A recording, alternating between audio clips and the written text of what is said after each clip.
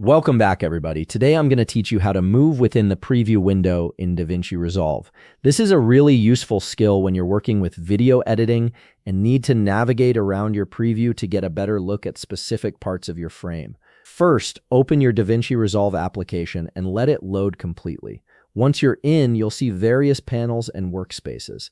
At the bottom of your screen, you'll notice several workspace tabs. Click on Edit. This takes you into the editing interface where you'll be working with your video footage and where the preview window becomes your main focus. Now let's talk about navigating vertically within your preview window.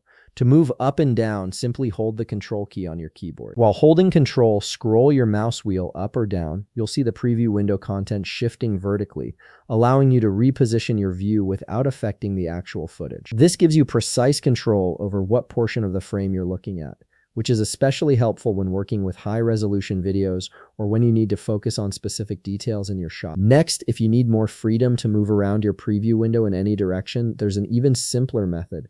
Hold down the middle mouse button, which is your scroll wheel. While holding it down, drag your mouse in any direction you want. The preview will move freely, following your mouse movements. This gives you complete control to pan around your video preview, making it easy to inspect different areas of your frame quickly and efficiently. It's particularly handy when you've zoomed in on your footage and need to navigate around to check focus, composition, or other details. And that's it. You now know how to navigate your preview window in DaVinci Resolve both vertically and freely in all directions, making your editing workflow much smoother. If you found this video helpful, please leave a like, subscribe, and see you in the next video.